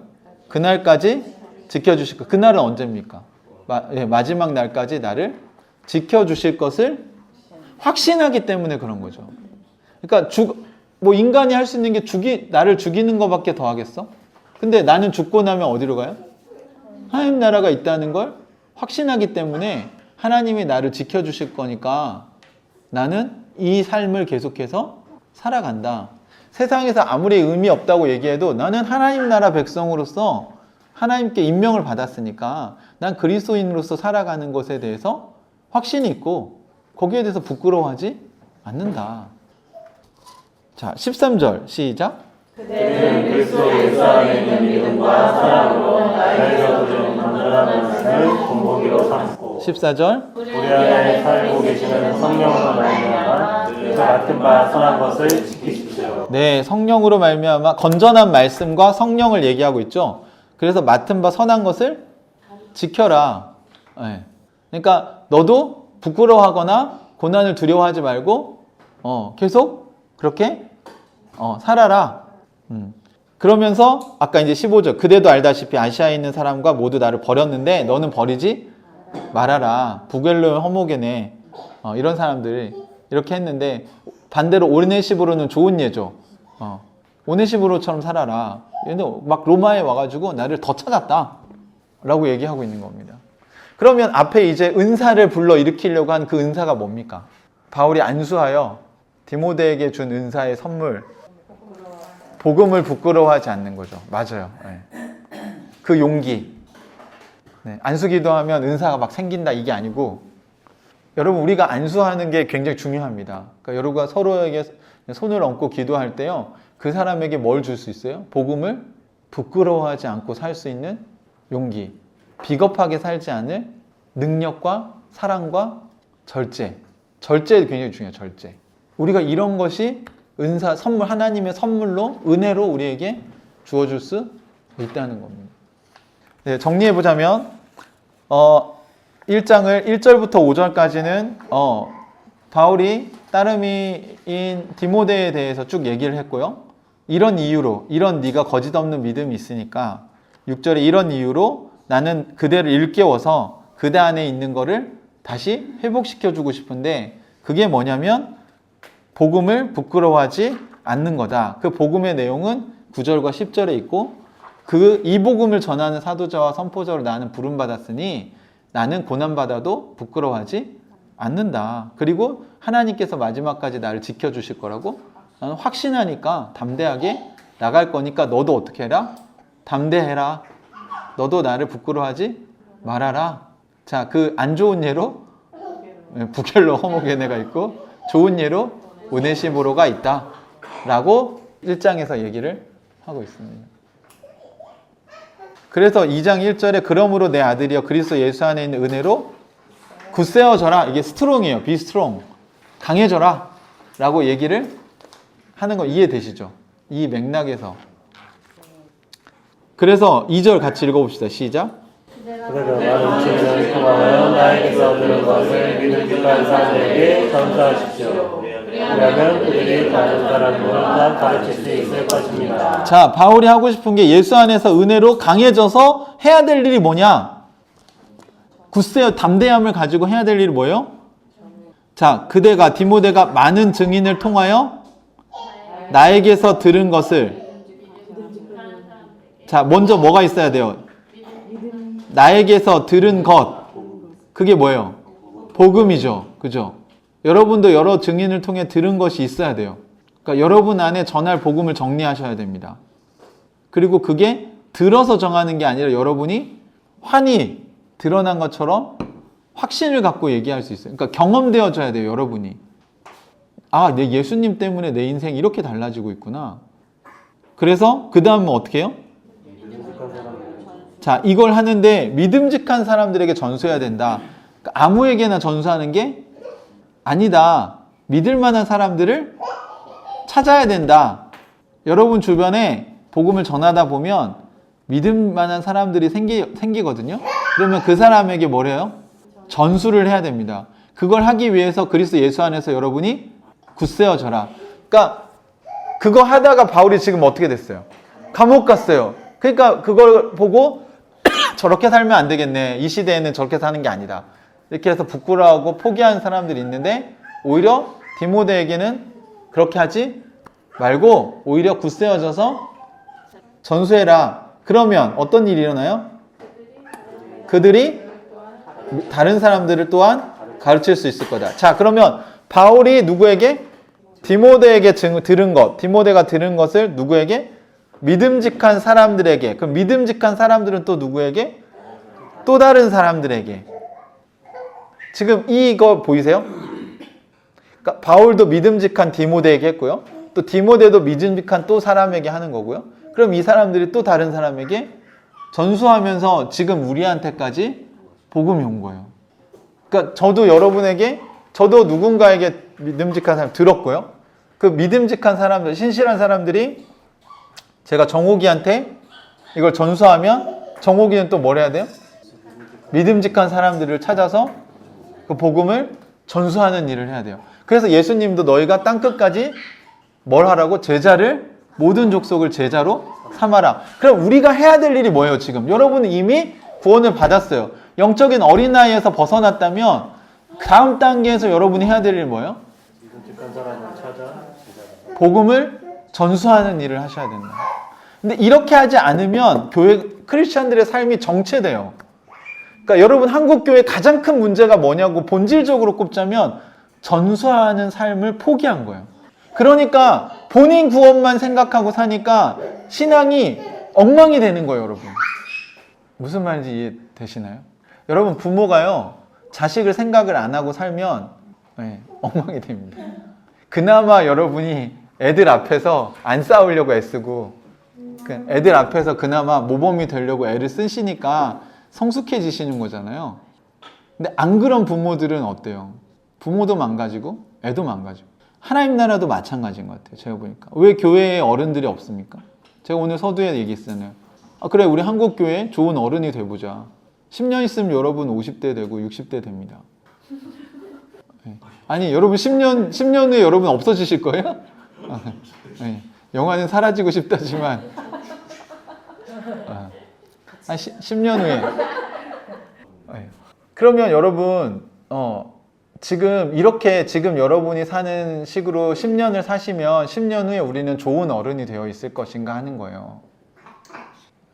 지금 여러분이 잘 살고 있다면 여러분 그렇게 꾸준히 사셔야 됩니다. 그런데 여러분이 생각하셔야 될 건 뭐예요? 그리스도 안에서 그냥 내 신앙만. 그래, 나 우리 한해가족교회 와서 은혜 받고 나 되게 좋다. 여기서 끝나면 우리 교회도 끝이에요. 재생산이 안 되잖아요. 제자 삼지 않잖아요, 여러분이. 근데 제자 삼으려고 애쓰시면 누가 성장하는지 아세요? 여러분 자신이 성장합니다. 저는 그걸 바라는 거예요. 여러분 가서 전도해 오세요. 이게 제가 하고 싶은 얘기가 아니고 여러분이 제자를 삼고 사시다 보시면 여러분이 하나님 나라를 더 깊이 누리고요. 더 풍성하게 누립니다. 여러분 디모데후서를 지금 제가 설교를 한두 번 한 게 아니거든요. 제가 30년 아까 성경 말씀 묵상하고 20년 설교했어요. 근데 디모데후서를 제가 왜 또 여기서 이렇게 가르치고 있을까요? 제가 디모데후서에서 고기를 잡은 거를 여러분에게 전수해 주겠다고 말씀드렸잖아요. 고기를 잡아주는 게 아니라 고기 잡는 법을 가르쳐 주려고 지금 이거 하고 있는 거거든요. 지금은 제가 그 중간 단계로 지금 성경을 설명하면서 여러분에게 얘기하고 있어요. 여러분 보이세요 이제? 제가 설명해드리니까 이제 디모데후서가 좀 보이시죠? 근데 여기서 끝나면 안 된다고요. 여러분이 이걸 다시 반복하고 이거를 다른 사람에게 가르치시면 디모데후서가 여러분께 됩니다. 아멘? 근데 수련회 끝나고 디모데후서를 다시 들여다보지 않으면 1년 후에 다시 디모데후서는 날마다 새로운 성경이 됩니다. 지금은 여러분 공부해 보셨잖아요. 수업 시간에 듣고 다 이해됐어. 그럼 문제 안 풀어보면 시험 볼 때 안 되죠? 똑같아요 여러분. 신앙생활 똑같다고요. 자, 그래서 그 전수하고 가르칠 수 있을 거다. 그러면서 그 뒤에 예를 3개를 들었어요. 하나는 군인, 하나는 운동경기, 하나는 수고하는 농부예요. 군인은 군복무하는 사람은 모집한 상관을 위해서 자기의 사사로운 삶에 매이지 않는다. 예를 든 거예요, 여러분. 이게 이게 그래, 너희는 그래서 살림살이에 매이면 안 되고, 교회 봉사해라. 이렇게 가면 안 되고, 군인의 특징은 뭐냐면, 상관이 명령하면 명령에 복종해야 된다. 그러니까 담대되지 않냐? 그럼 예수님이 우리의 상관이며 그분이 우리에게 전수하라고 하셨으면 우리는 전수하는 삶을 위한 준비를 해야 된다. 또, 운동 경기하는 사람은 규칙에 따라서 운동을 해야지 월계관을 받을 수 있다. 그죠? 금메달을 박탈되죠. 약물 하지 말아야 될 규칙을 어기면. 그런 것처럼 하나님 나라도 똑같다는 거예요. 여러분 예수의 제자로 바르게 살지 않으면 여러분이 하나님 나라의 복음을 풍성하게 누릴 수 없게 된다. 수고한 농부가 소출을 먼저 받는 게 마땅한 것처럼 수고해야 된다는 거죠. 그러니까 진짜 중요한 일에 여러분 우리가 수고하고 헌신해야 됩니다. 말씀 묵상과 기도에 헌신하십시오. 예배에 헌신하십시오, 여러분. 이게 항상 좋을 수 없잖아요. 여러분 운동해 보신 분들 아실 거예요, 그죠? 꾸준히 운동하는 게 얼마나 어렵습니까? 하기 싫을 때 있지 않아요? 좋은 줄 알죠. 하면 좋은 줄 알아요. 근데 얼마나 이게 꾸준히 하는 게 어려워요. 여러분 영어 공부 꾸준히 하면 영어 실력 느는 거 아세요, 모르세요? 알지만 꾸준히 하는 게 어때요? 어렵잖아요, 그죠? 말씀 묵상도 왜? 원어민 친구 사귀라고 하려고? 그 예수님과 함께 하면 돼요, 그러면. 그러면서 지금 군사와 운동경기와 수고하는 농부의 공통점이 뭐예요? 뭔가를 위해서, 더 중요한 목표를 위해서 헌신한다는 거예요. 그래서 7절을 이렇게 얘기합니다. 7절 읽어보실래요? 시작. 내가 하는 말을 생각하여 보십시오. 주님께서는 모든 것을 깨닫는 능력을 그대에게 주실 것입니다.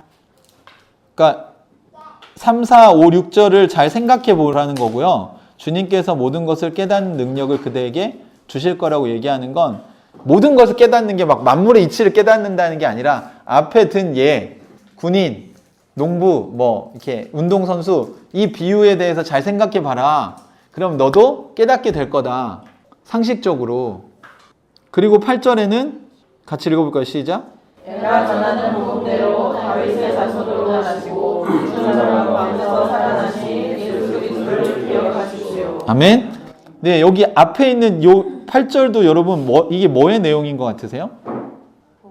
내가 전하는 복음대로. 자, 복음이 뭐예요? 다윗의 자손으로 나시고, 이게 구약의 예언이라는 거죠. 메시아로 나시고 죽은 사람 가운데서 살아나신, 이게 복음을 한 줄로 요약한 거예요, 바울은. 구약에 예언된 그 메시아 있지? 그분이 실제로 부활하셨어. 그 예수 그리스도를 어떻게 하라고요? 기억해라. 여러분 이게 영어 성경에는 뭐가 먼저 나오냐? Remember Jesus가 먼저 나와요. Jesus Christ. 근데 그 Jesus Christ가 어떤 분이요? 다윗 자손으로 오셔서 부활하신 분. 이렇게 됩니다. 그러니까 다시 더 간단하게 말하면 우리가 예수 그리스도의 복음을 전수해야 될 때 기억해야 될 건 Remember Jesus Christ. 여러분이 하셔야 될 건 뭐예요? 누굴 기억하세요? 예수 그리스도를 기억하십시오. 사실 바울은 이렇게 간단하게 얘기한 거예요. 그러면서 다시 자기의 상황으로 돌아갑니다. 9절 읽어볼까요? 시작. 나는 이 복음 때문에 고난을 당하며 죄처럼 되어 있으나 하나님의 말씀은 되어 있지 않습니다. 네, 자기는 지금 복음 때문에 뭐 하고 있어요? 감옥에 갇혀 있어요. 하지만 하나님의 말씀은 계속 어떻게 된다는 거예요? 전파가 되고 있다. 나는 매여 있지만 말씀은 계속 지금 전파되고 있다. 이걸 기억해라. 그래서 10절 그러므로 하나님께서 택하여 주신 사람들을 위해서 모든 것을 참고 있습니다. 이것은 그들 또한 그리스도 예수 안에 있는 구원을 영원한 영광과 함께 얻게 하려는 것입니다. 네, 그래서 하나님 말씀은 계속 나가고 있으니까 하나님께서 택하신 사람들을 위해서 지금 자기가 모든 것을 참는 이유가 그거라는 거죠. 왜 감옥에서 막 참고 있는 건 왜 그래요? 하나님이 택하신 사람들이 다 구원을 얻을 때까지 이 말씀은 어떻게 해야 돼? 전파돼야 돼. 맨 땅끝까지. 하나님의 이 복음을 듣지 못한 사람이 없는 때까지. 자, 그리고 그걸 참음으로써 어떤 영광을 얻게 돼요? 이것은 그들도 또한 그리스도 예수 안에 있는 구원을 영원한 영광과 함께 얻게 하려는 것이다. 그들도 구원받게 하겠다. 11절 시작. 이 말씀을 믿을만 합니다. 우리가 주님과 함께 죽었으면 우리도 또한 그분과 함께 살 것이요. 네, 잠깐만. 이 말씀은 믿을만 합니다 라고 얘기하면서 이 말씀에 대해서 얘기하는 겁니다. 자, 이 말씀 믿을만 합니다. 시작. 우리가 주님과 함께 죽었으면 우리도 또한 그분과 함께 살 것이요. 믿으십니까? 또 그 다음 우리가 참고 견디면 우리도 또한 그분과 함께 다스릴 것이요. 또 우리가 그분을 부인하면 그분도 또한 우리를 부인하실 것입니다. 자, 이 말씀은 어떻다고요? 믿을만하다. 여러분이 이 땅에서 고난받는 것 때문에 주눅들지 말아야 될 이유가 뭐냐? 우리가 주님과 함께 죽으면 우리도 또한 주님과 함께 부활하게 될 것이다. 믿으세요? 또 우리가 참고 견디면 뭘 참고 견디는 거예요, 지금? 복음 전하는 일 때문에, 전수하는 일 때문에 당하는 어려움을 참고 견디는 거지 그냥 뭐든지 다 참고 견디라는 얘기가 아니라는 거예요. 우리가 하나님 나라 복음을 전수하는 일 때문에 참고 견뎌야 될 때가 있다는 거죠. 근데 그걸 참고 견디면 우리 또한 어떻게 돼요? 예수님과 함께 세상을 다스리는 자리에 앉게 될 것이다. 왜요? 예수님 그거 하셨거든요. 복음 전수하러 오셨거든. 반대로 우리가 그분을 부인하면, 네, 이 말은 다시 말하면 바울이 뭐예요? 부겔러 허목이네. 네, 뭐 했어요? 바울을 부인했잖아요. 그러면 선을 그었잖아요. 그러면 예수님도 선을 그으실 거라는 거죠. 13절 우리는 신실하지 못하더라도 그분은 언제나 신실하십니다. 그분은 자기를 부인할 수 없으시기 때문입니다. 자, 이거 무슨 말입니까? 우리는 신실하지 못해요. 그죠? 그래도 그분 어떠세요? 신실하세요. 왜요? 자기 부인을 할 수? 왜? 여기서 자기를 부인하지 못하는 건 자기가 한 말을 지킨다는 거예요. 그거를 야, 그냥 없었던 걸로 해. 내가 세상 끝날까지 너희랑 함께 있으리라. 그거 없었던 걸로 하자. 나 힘들어. 이렇게 하시지 않으신다고요. 그분은 약속을 반드시 지키는 분입니다. 그러니까 제자 삼는 일을 하는 사람들과 땅끝까지 내가 함께 하리라고 하신 약속을 지키는 분이시니까 바울은 이 삶을 살 수 있다고 얘기하는 거예요. 우리는 사실 완벽하지 않아서 우리가 한 말을 다 지키지 못해요. 예, 여러분 우리는 그렇죠. 우리는 여기서 은혜 받고 막 전수합시다 이렇게 했어도 나가면 우리는 약속을 잘 지키지? 우리가 지금까지 얼마나 수련회 때 헌신을 많이 했습니까? 결단하고. 그래도 주님은 어떠세요? 신실하신 분이라는 거죠. 그것 때문에 바울은 우리가 계속 이 삶을 다시 도전하고 또 넘어졌어도 다시 일어나서 실패했어도 또 다시 도전하고 이런 삶을 계속 살 수 있는 이유는 하나님의 약속은 신실하시기 때문에 라는 겁니다. 사랑하는 형제자매 여러분, 힘든 시간 네, 잘 버티셨어요. 참고 견디면 네, 우리도 함께 다스릴 것이다. 네. 바울이 이끌미가 될 디모데에게 다시 한번 하나님 나라 복음을 이야기해주고 마음을 강하게 먹고 전수하는 삶을 살아라 라고 이야기하면서 거기에 대해서 왜 그렇게 해야 되는지에 대해서 쭉 다시 한번 동기부여를 하고 있습니다. 여러분 전수자가 되시려면 전수자의 영광을 여러분 아셔야 돼요. 여러분 우리에겐 소망이 있습니다. 마지막 날에 여러분이 산 삶이 어떻게 평가될 것인가? 전수자의 삶은 영광스럽게 평가될 거라는 것에 대해서. 여러분이 영광스럽게 여기려고 하지 않아도요, 여러분의 따르미들이 여러분을 영광스럽게 만들 것입니다. 여러분을 통해 하나님 나라의 복음이 전수됐고 그 전수함을 받아서 영광을 누리는 사람들이 여러분의 영광이 될 거예요.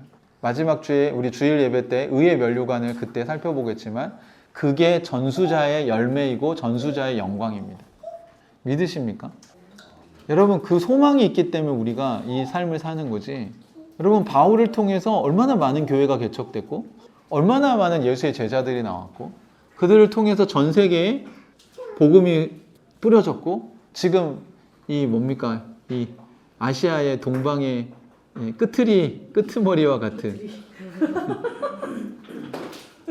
우리 이 한국 땅에 살고 있는 우리 같은 사람에게도 복음이 전수됐잖아요.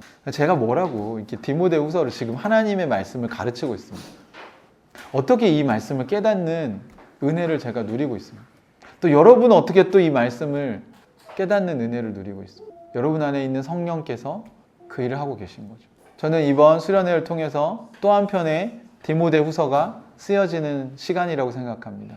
바울은 디모데에게, 디모데는 믿음직한 사람들에게, 믿음직한 사람들은 또 다른 사람들에게, 또 다른 사람들은 또 다른 믿음직한 사람들에게 이렇게 연수되어져서 누군가 저에게 줬고요. 저는 또 이것을 제 신앙의 선배들이 저에게 물려준 유산을 여러분에게 물려주고 가야죠. 예. 아까 처음 시작할 때 영화가 어디 가냐고 저한테. 때 되면 저도 주님 나라 가야죠. 언제까지 우리가 영원히 여기서 살지는 않을 거잖아요.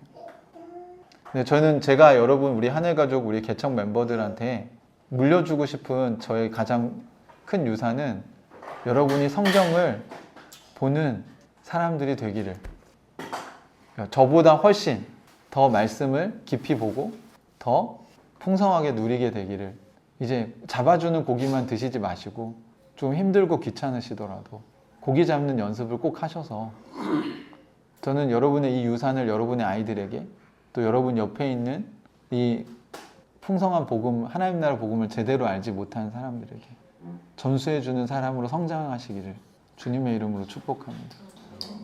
같이 기도하겠습니다.